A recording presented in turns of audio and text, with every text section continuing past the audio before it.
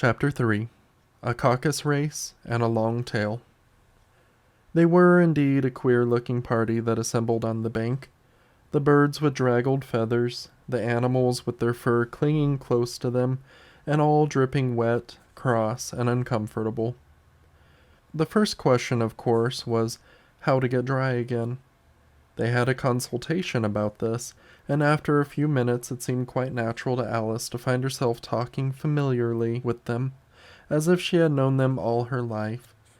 Indeed, she had quite a long argument with the Lory, who at last turned sulky and would only say, "I'm older than you and must know better." And this Alice would not allow, without knowing how old it was, and as the Lory positively refused to tell its age, there was no more to be said. At last, the mouse, who seemed to be a person of some authority among them, called out, sit down, all of you, and listen to me. I'll soon make you dry enough."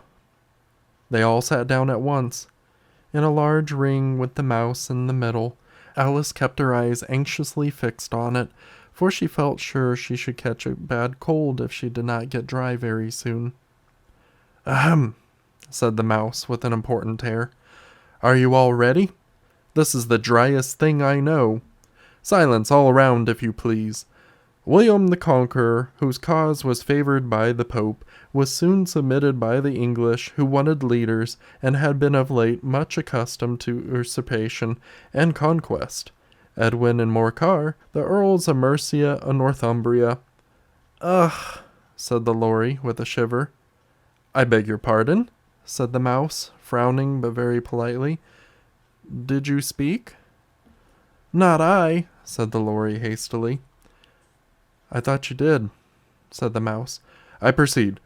Edwin and Morcar, the Earls of Mercia and Northumbria, declared for him, and even Stigand, the patriotic Archbishop of Canterbury, found it advisable—" "Found what?" said the duck. "Found it," the mouse replied rather crossly. "Of course you know what it means." "I know what it means well enough when I found a thing," said the duck. "It's generally a frog or a worm. The question is, what did the Archbishop find?" The mouse did not notice the question, but hurriedly went on. "Found it advisable to go with Edgar Atheling to meet William and offer him the crown. William's conduct at first was moderate, but the insolence of his Normans— How are you getting on now, my dear?" it continued, turning to Alice as it spoke. "As wet as ever," said Alice in a melancholy tone. "It doesn't seem to dry me at all." "In that case," said the dodo solemnly, rising to its feet, "I move that the meeting adjourn for the immediate adoption of more energetic remedies." "Speak English," said the eaglet. "I don't know the meaning of half of those long words, and what's more, I don't believe you do either." And the eaglet bent down its head to hide a smile. Some of the other birds tittered audibly. "What I was going to say," said the dodo in an offended tone, "was that the best thing to get us dry would be a caucus-race." "What is a caucus-race?" said Alice. Not that she much wanted to know, but the dodo had paused as if it thought that somebody ought to speak, and no one else seemed inclined to say anything. "Why," said the dodo, "the best way to explain is to do it. And as you might like to try the thing yourself some winter day, I will tell you how the dodo managed it. First, it marked out a race course in a sort of circle. The exact shape doesn't matter, it said. And then all the party were placed along the course here and there. There was no 1, 2, 3, and away, but they began running when they liked, and left off when they liked, so that it was not easy to know when the race was over. However, when they had been running half an hour or so, and were quite dry again, the dodo suddenly called out, 'The race is over!' And they all crowded round it, panting and asking, 'But who's won?'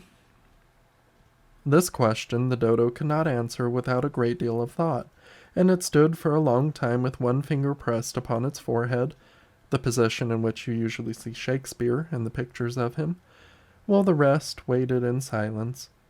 At last the dodo said, 'Everybody has won, and all must have prizes.' But who's to give the prizes? Quite a chorus of voices asked. Why, she, of course, said the dodo, pointing to Alice with one finger, and the whole party at once crowded round her, calling out in a confused way, Prizes! Prizes! Alice had no idea what to do, and in despair she put her hand in her pocket and pulled out a box of crackers. Luckily, the salt water had not got into it, and handed them round as prizes. There was exactly one apiece all around.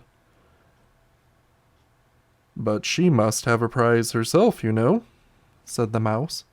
Of course, the dodo replied gravely. What else have you got in your pocket?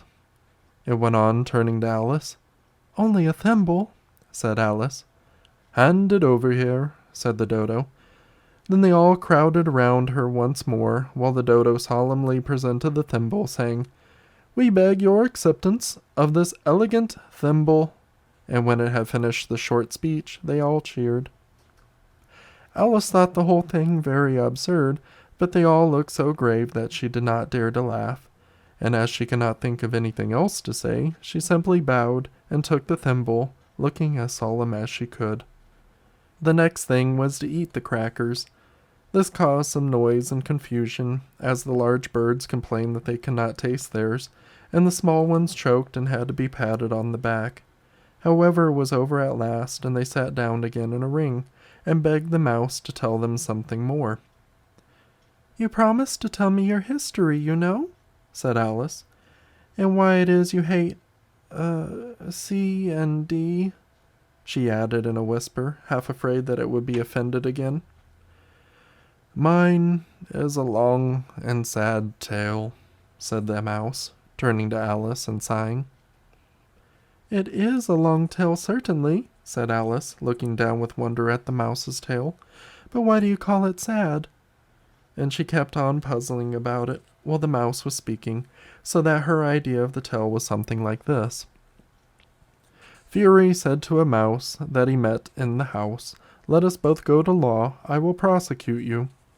Come, I'll take no denial, we must have a trial, for really this morning I've nothing to do. Said the mouse to the cur, Such a trial, dear sir, with no jury nor judge, would be wasting our breath. I'll be the judge, I'll be the jury, said the cunning old Fury. I'll take the whole cause and condemn you to death. You are not attending, said the mouse to Alice severely. What are you thinking of? I beg your pardon, said Alice very humbly. You had got to the fifth bend, I think.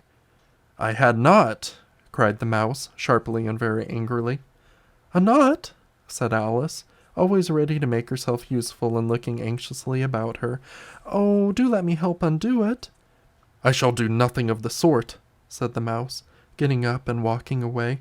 You insult me by talking such nonsense. I didn't mean it, pleaded poor Alice, but you're so easily offended, you know. The mouse only growled in reply. Please come back and finish your story, Alice called after it, and the others all joined in chorus. Yes, please do. But the mouse only shook its head impatiently and walked a little quicker. What a pity it wouldn't stay, said the lorry as soon as it was quite out of sight, and an old crab took the opportunity of saying to her daughter, Ah, my dear, let this be a lesson to you to never lose your temper. Hold your tongue, Ma, said the young crab a little snappishly. You're enough to try the patience of an oyster.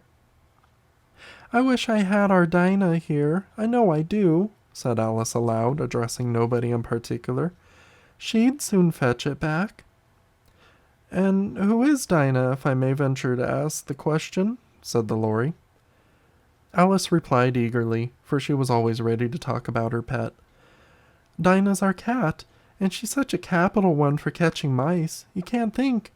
And oh, I wish you could see her after the birds. Why, she'll eat a little bird as soon as look at it. This speech caused a remarkable sensation among the party. Some of the birds hurried off at once. One old magpie began wrapping itself up very carefully, remarking, I really must be getting home. The night air doesn't suit my throat. And a canary called out in a trembling voice to his children, Come away, my dears. It's high time you were all in bed." On various pretexts, they all moved off, and Alice was soon left alone. "I wish I hadn't mentioned Dinah," she said to herself in a melancholy tone. "Nobody seems to like her down here, and I'm sure she's the best cat in the world. Oh, my dear Dinah, I wonder if I shall ever see you any more." And here poor Alice began to cry again, for she felt very lonely and low-spirited. In a little while, however, she again heard a little pattering of footsteps in the distance, and she looked up eagerly, half hoping that the mouse had changed his mind and was coming back to finish his story.